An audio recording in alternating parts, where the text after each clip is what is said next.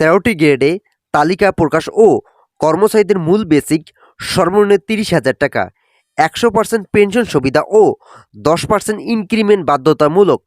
এ বিষয়ে বিস্তারিত আলোচনা শুরুতে এখন পর্যন্ত যারা আমাদের এই চ্যানেলটি সাবস্ক্রাইব করেনি তারা অবশ্যই আমাদের এই চ্যানেলটি সাবস্ক্রাইব করুন এবং ভিডিওটিতে একটি লাইক করে ভিডিওটি কন্টিনিউ করুন।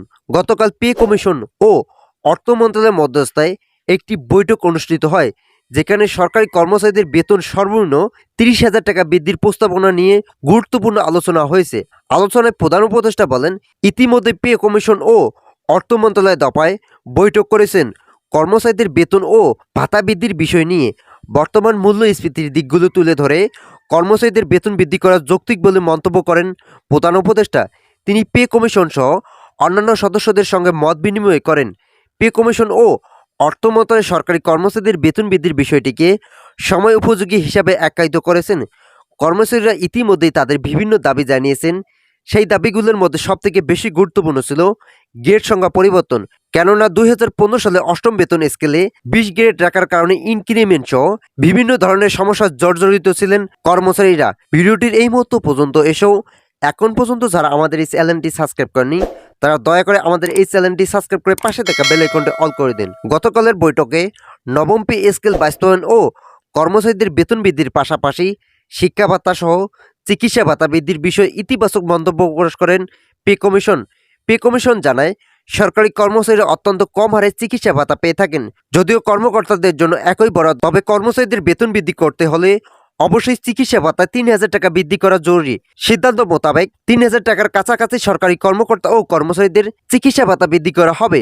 একই সঙ্গে থাকছে শিক্ষা ভাতা বৃদ্ধির নতুন সুযোগ। 2025 সালের নবম পে স্কেল শিক্ষা ভাতা সন্তান প্রতি 3,000 টাকা পর্যন্ত বৃদ্ধির নতুন সিদ্ধান্ত গ্রহণ করা হয়েছে বলে জানিয়েছেন কর্তৃপক্ষ। সূত্র বলছে, প্রাথমিক দিকে নবম পে স্কেল বাস্তবায়নের সঙ্গে চিকিৎসা ভাতা ও শিক্ষা ভাতা বৃদ্ধির তেমন সিদ্ধান্ত না নেওয়া হলেও বর্তমান এই দুটি বিষয় নিয়ে তৎপরতা চালিয়ে যাচ্ছেন মন্ত্রণালয় কর্তৃপক্ষ। পে কমিশন চাচ্ছেন এবারের নবম পে স্কেল যাতে ভিন্ন ধর্মী হয়, যেখানে কর্মকর্তা কর্মচারীরা সমান সুযোগ সুবিধা ভোগ করবেন, যার ফলে আজ আবারও নতুন একটি বৈঠকের আয়োজন করছেন কর্তৃপক্ষ। আজকের বৈঠকে এই বিষয়গুলো পূর্ণ পর্যালোচনাধীন হিসেবে রাখা হয়েছে। ভিডিওটির এই মুহূর্ত পর্যন্ত এসেও এখন পর্যন্ত যারা আমাদের এই চ্যানেলটি সাবস্ক্রাইব করেনি তারা দয়া করে আমাদের এই চ্যানেলটি সাবস্ক্রাইব করে পাশে থাকা বেল আইকনটি অন করে দিন। কবে থেকে নবম পে স্কেল কার্যকর হবে এ বিষয়ে জানতে চাইলে একজন পে কমিশনের সদস্য জানায়, আমরা বৈঠক চলাকালীন সময় উপস্থিত ছিলাম।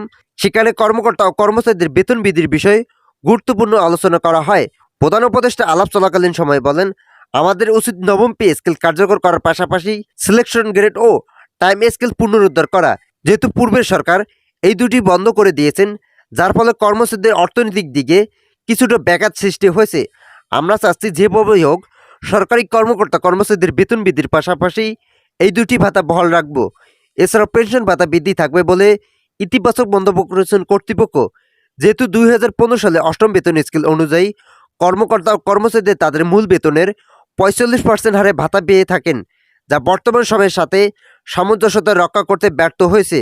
তাই নতুন সিদ্ধান্ত প্রায় 90% পেনশন সুবিধা বহাল রাখার জরুরি।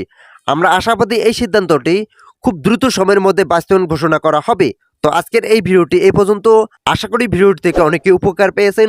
যদি উপকার পেয়ে থাকেন তাহলে অবশ্যই আমাদের এই চ্যানেলটি সাবস্ক্রাইব করে পাশে থাকা বেল আইকনটি অল করে দিয়ে আমাদের সঙ্গেই থাকুন।